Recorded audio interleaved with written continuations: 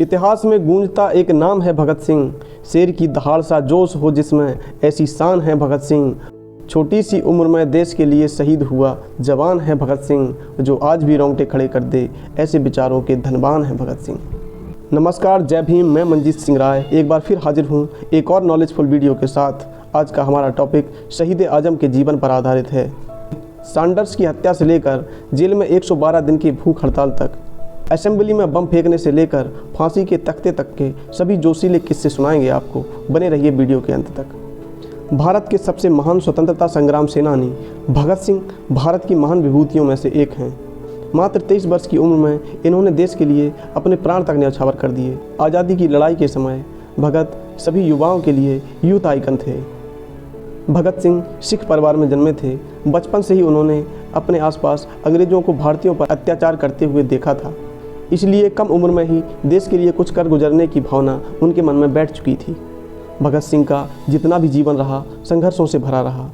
आज भी नौजवान उनके जीवन संघर्षों से प्रेरणा लेते हैं। इनका जन्म 28 सितंबर 1907 को पंजाब के बंगा गांव में हुआ था, जो बंटवारे के दौरान पाकिस्तान के हिस्से में चला गया। इनके पिता सरदार किशन सिंह संधू और माता विद्यावती कौर थीं। देश में अमिट क्रांति की आग लगाकर भगत सिंह 23 मार्च 1931 को शहीद हो गए। जन्म के समय भगत के पिता जेल में थे। बचपन से ही भगत ने अपने परिवार में देशभक्ति देखी थी। कहानी शुरू होती है जब चौरी चौरा कांड के बाद महात्मा गांधी ने असहयोग आंदोलन को वापस ले लिया। इससे नाराज होकर भगत, चंद्रशेखर और बिस्मिल जैसे हजारों युवाओं ने अंग्रेजों के खिलाफ हथियारबंद क्रांति का रुख अपना लिया और चंद्रशेखर आज़ाद द्वारा लीड किए जाने वाले संगठन हिंदुस्तान सोशलिस्ट रिपब्लिकन एसोसिएशन को भगत सिंह ने ज्वाइन कर लिया। 30 अक्टूबर 1928 को लाहौर में साइमन कमीशन के विरोध में एक जुलूस निकाला गया, जिस पर पंजाब पुलिस के एसपी जेम्स स्कॉट ने लाठीचार्ज करवा दी। इस लाठीचार्ज में लाला लाजपत राय बुरी तरह घायल हो गए। इलाज के दौरान 17 नवंबर 1928 को उनका निधन हो गया। भगत सिंह, सुखदेव और राजगुरु ने लाला जी की हत्या का बदला लेने की कसम खाई और जेम्स स्कॉट की हत्या का प्लान बनाया। ठीक एक महीने बाद 17 दिसंबर 1928 को प्लान के तहत तीनों क्रांतिकारी लाहौर के पुलिस हेडक्वार्टर के बाहर पहुंच गए और अपने प्लान को अंजाम दिया। हालांकि स्कॉट की जगह एएसपी जॉन सैंडर्स बाहर निकला। भगत और राजगुरु को लगा कि यही स्कॉट है और उसे वहीं ढेर कर दिया। इस तरह जॉन सैंडर्स की हत्या हुई। इस्लामिया कॉलेज के सामने गोली मारी और डीएवी कॉलेज में दोनों ने अपना गेटअप चेंज किया। इस प्लान में बैकअप देने का जिम्मा चंद्रशेखर आज़ाद के पास था। राजगुरु और भगत सिंह ने सैंडर्स पर ताबड़तोड़ गोलियां चलाकर अपनी बंदूकें वहीं खाली कर दी थीं। इसी दौरान सिपाही चानन सिंह भगत को पकड़ने के लिए काफ़ी नज़दीक था, तभी आज़ाद ने गोली चलाकर उसे वहीं ढेर कर दिया और भगत सिंह भाग निकलने में कामयाब हुए। सैंडर्स की हत्या के बाद जिस तरह क्रांतिकारी लाहौर से बाहर निकले, यह किस्सा भी बेहद रोचक है।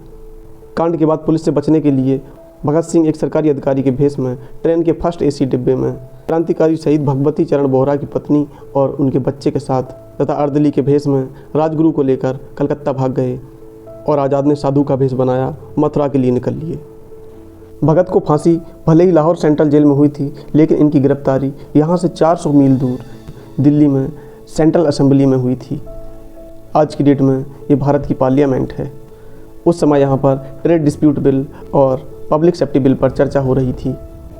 ट्रेड डिस्प्यूट बिल पहले ही पास हो चुका था, जिसके तहत मजदूरों के हड़ताल पर पाबंदी लगा दी गई थी।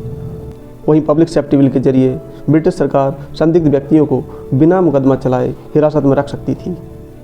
भगत और बटुकेश्वर दत्त 8 अप्रैल 1929 को सुबह 11 बजे असेंबली में दाखिल होकर गैलरी में बैठ गए। करीब 12 बजे सदन के खाली स्थान पर बम फेंककर 2 धमाके किए। इसके बाद दोनों ने एक के बाद एक कई राउंड फायर किए। इस धमाके के दौरान John Simon, Motilal Nehru, Mohammad Ali Jinnah, RM Jayakar और एनसी केलकर भी मौजूद थे। असेंबली में धमाके के बाद दोनों ने पर्चे उछाले, जिन पर लिखा था, बहरों को सुनाने के लिए धमाके की ज़रूरत होती है। पहले से तय प्लान के मुताबिक दोनों क्रांतिकारियों ने असेंबली में ही गिरफ्तारी दे दी। 12 जून 1929 को ही भगत को असेंबली ब्लास्ट के लिए आजीवन कारावास की सज़ा सुनाई गई। लाहौर जेल में पहुंचते ही भगत ने खुद को राजनीतिक कैदियों की तरह मानने और अखबार और किताबों की मांग शुरू कर दी।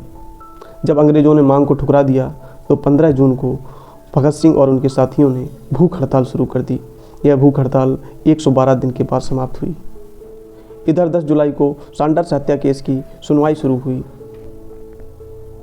और सुखदेव भगत सिंह राजगुरु समेत 14 लोगों को मुख्य अभियुक्त बनाया गया। 7 अक्टूबर 1929 को इस केस का फैसला आया और सुखदेव भगत सिंह राजगुरु को फांसी की सज़ा सुनाई गई। इस फैसले के अनुसार 24 मार्च 1931 को तीनों क्रांतिकारियों को फांसी दी जानी थी, लेकिन सुरक्षा की दृष्टि से अंग्रेज़ों ने एक दिन पहले 23 की शाम को ही फांसी देने का निर्णय लिया। भगत जेल की कोठी नंबर 14 में बंद थे। फांसी दिए जाने के 2 घंटा पहले उनके वकील प्राणनाथ मेहता भगत से मिलने आए। भगत को फांसी का एहसास था, फिर भी उन्होंने मेहता से कहा, आप मेरी किताब रेवोल्यूशनरी लेनिन लेकर आए हैं या नहीं। मेहता ने किताब दी। भगत सिंह उसी समय किताब को पढ़ने लगे। तभी मेहता ने उनसे पूछा, क्या आप देश के लिए कोई संदेश देना चाहते हैं।